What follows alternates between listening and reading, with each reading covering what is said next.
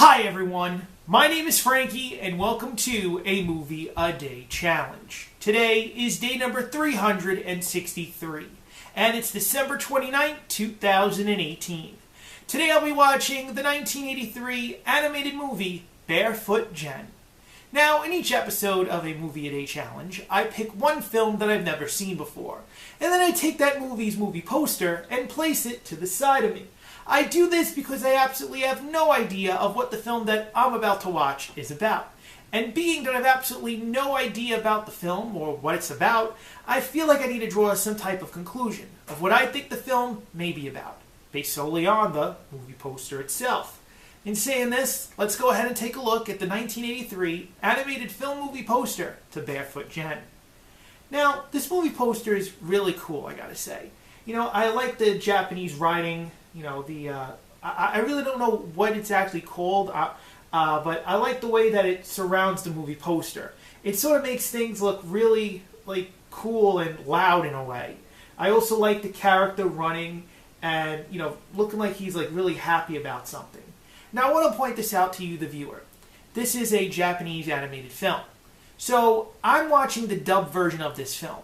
Basically because today, I really don't feel like reading subtitles. And I'm taking it that the dubbed version and the Japanese language version are similar with storyline. So I'm taking it, please don't get mad at me, but I'm taking it as it is.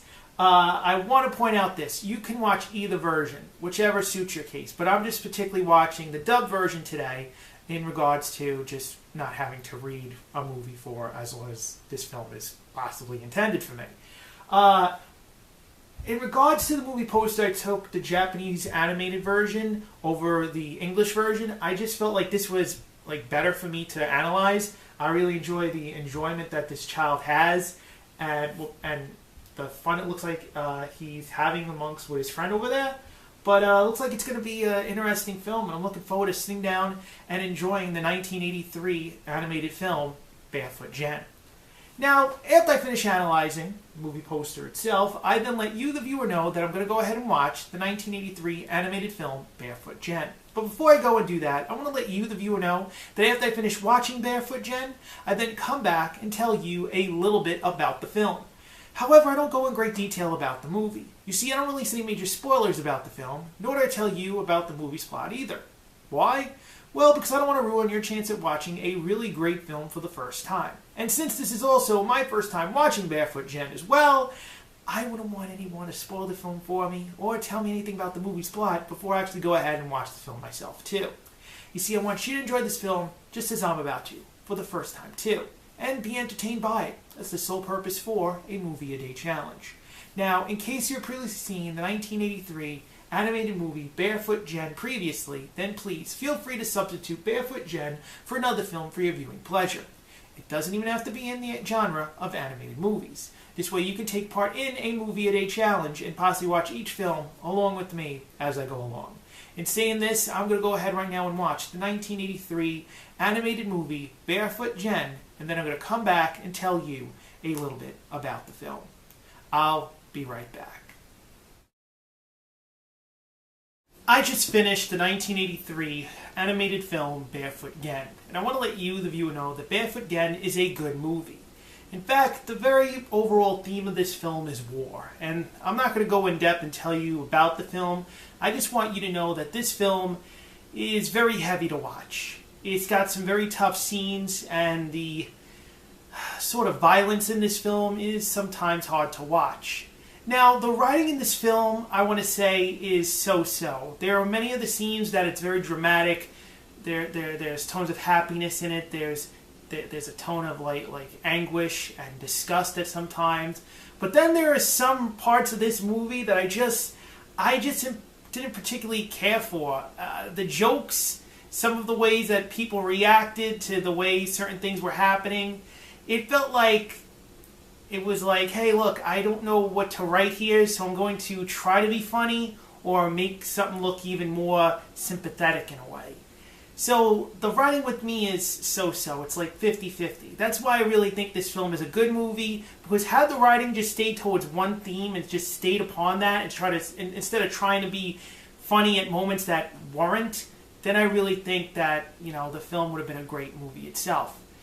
The moments that are hard to watch, especially scenes that deal with bombing, it's not, in my opinion, worth watching with a younger member of the audience. This is a film that people who are older, like teenagers, adults, would really appreciate in watching.